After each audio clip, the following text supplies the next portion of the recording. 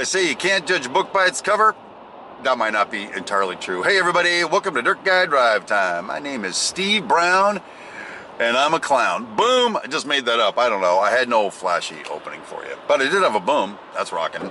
Hey, it is Monday, September 30th, and I'm on my way home from work, which I previously stated, but I'm from the Department of Redundancy Department. And you know, it's Monday. I already said that too. Boy, is this show gonna go like this the whole time? I'm gonna keep repeating myself.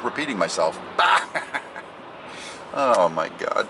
So anyway, it's Monday for the third time. And you know, I've got this philosophy, that Monday and the weekend, there's a direct inverse correlation, meaning the better the weekend, the worse the Monday, the worse the weekend, the better the Monday. That would be the case. And so today was just kind of blah. It's like a blah Monday. So what does that mean? It probably means I had a blah weekend. Now, you might find that hard to believe because I have so many exciting things that I do and exciting people I hang out with. But no, not this case. It was blah. And here's why. Friday I got home from work and I swore I was going to get my wiring right for my model railroad. And I worked on it until 9 o'clock at night. Nope. Train still didn't run. I was so frustrated. I almost canceled my Saturday broadcast. I almost quit the hobby. I'm not kidding you.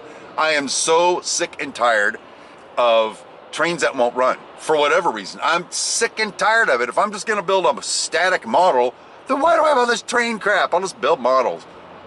I didn't cancel the show though. I did the show and hung out. Cindy and I went and did a keto thing. And came back and I got back to work on the railroad. And I put another 8 hours into it. But at the end of the 8 hours, I had choo-choo trains running. Awesome sauce! Thing is though, I don't really know what I did to fix the problem. I took all the wiring apart, put all the wiring back together. End of story, pal. And it works. Presently, the thing that bothers me is since I don't know what was wrong with it, I don't know that it won't happen again. Anyway. So, but, you know, even still, with Cindy around, it can't be a blah weekend, right? Except 9:30 in the morning, I dropped her off at the Ontario airport. She left town and said she's never coming back. Not really. She did leave town, though. Business trip. She went away. And here's the deal. This is bizarre. Listen to this. I even told her before we left the house to go to the airport, I said, you know, I'm really experiencing anxiety right now about you leaving. She goes, what? I go, I am. I can't put my finger on why specifically. And all the way to the airport, I was having like mini panic attacks. I didn't tell her this because I don't want her to freak out, but like it was hard to breathe and like there's a weight on my chest. And then on the way home, it got worse. It's amazing. And it's like, what is that about? Now it's like, oh, how romantic. He's so in love with her and blah, blah, blah. All of that is true. But the panic attack, I think what it boils down to is, at least when she's in our area, two things. One, I get to pick up the Cindy vibe, you know, I get some of her soul on me, baby. Oh, God, without Cindy, I'd be dead. Yeah, pretty sure I would be dead. Or living in my ex-wife's uncle's trailer. I did that for a while. So there's that. Or, I think more importantly, I think when she's not in the area, I can't protect her. Does that make any sense? Even though, you know, I'm far away from the house where I work and all that, but I'm not, she's not safe or something. So I was having everything from a bomb going off at the airport, to plane crash, to terrorists shooting people in Vegas. I mean, my mind just was going right to the spiral of doom. Everything ended with Cindy being out of the picture, and I'm freaking out about it. Who does that? I do, apparently. So I had to go home and drink. I got over it. I didn't really get over it. I'm still experiencing it to some degree. I had my day job to keep my mind off of it. But I have one more night of it. Nah, I'm not looking forward to it. So Cindy, if you're watching, you gotta come back to Daddy. Come on! Whatever. So anyway, to the final point of the broadcast. Judging a book by its cover, they say you're not supposed to judge a book by its cover, right? It's like, don't look at the packaging and decide you know what's inside of it. Now, to some degree, I would agree with that. I mean, you can't just look at a picture of a person necessarily know something about their character. However, let me tell you a story at work today. This is what got me thinking about it. We brought in 2 painters to interview at the trailer. They're both kind of neck and neck in the running financially, so we just wanted to get to know the contractor a little bit. And contractor A was articulate. He was sort of mild-mannered, knew the job very well, was very cooperative, and I just got this great sense about him. And we talked for a while. It was only supposed to be like 30 minutes. He was there for like an hour and 15 minutes.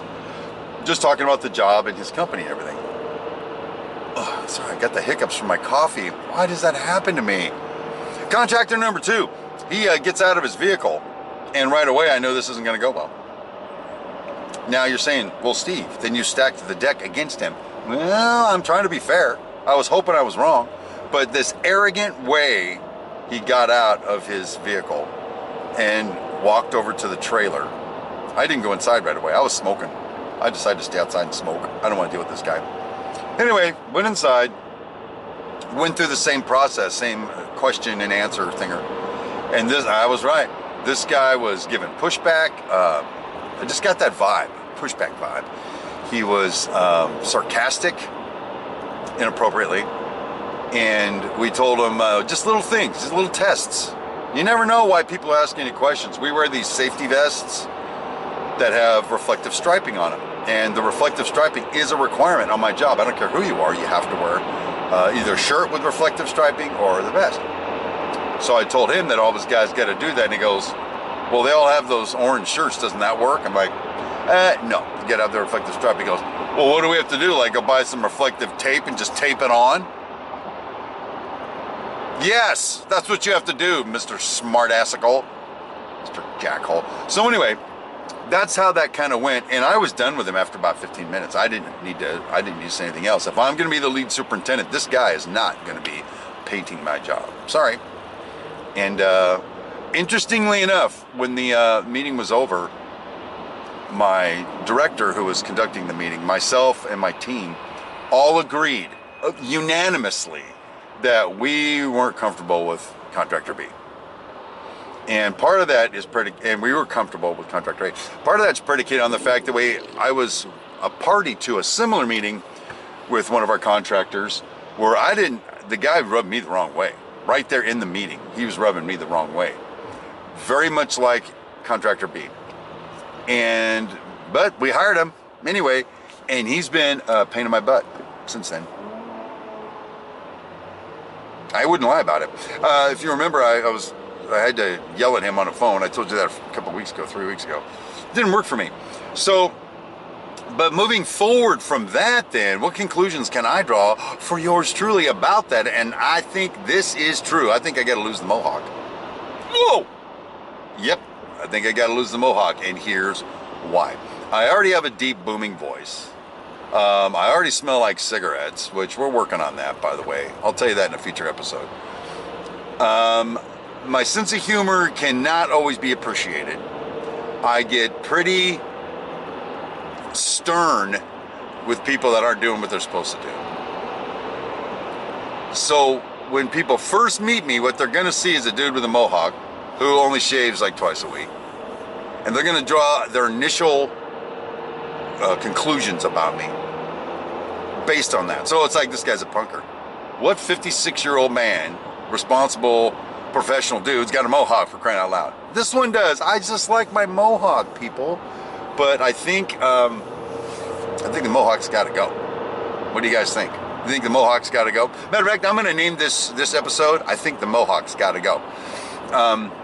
Because I want people to judge me based on my cover more accurately. Because once I open my mouth and I get into it, they go, oh, okay, this yahoo knows what he's talking about. But let me tell you this, if you dress like a gangbanger and walk around like a gangbanger, there's no reason for anyone to believe you're anything other than a gangbanger. You may not be at all. You may be the new Albert Einstein, but right out of the chute, that's not what people are going to think. Nobody is. And we cannot help but go into it with a closed mind. Now that's an extreme. Another extreme would be some dude in a freaking expensive suit, gets out of his flashy car, and swaggers over to talk to you. Right out of the chute, you're going, this dude's a tool. It's his world, and we're all living with it. But I think the deal is, I think I gotta lose the Mohawk. I'm certainly not going to put on a suit, however, but I may have to lose the Mohawk. So anyway, that's my wandering episode for today. Whatever. I don't know. I want to do some comedy again. Wouldn't that be fun? Let's come up with some funny stuff. Oh, and sorry about not responding to your comments yet. I was a little busy this weekend, but I read them, and I meant every word I said, and I am comforted and encouraged by what you folks are saying. So I'll get to that, okay? Anyway, that's it for my drive home. Gotta go home and be alone with the fur babies and my model railroad. So until tomorrow on my way home from work, my name is Steve Brown, and shave your Mohawk.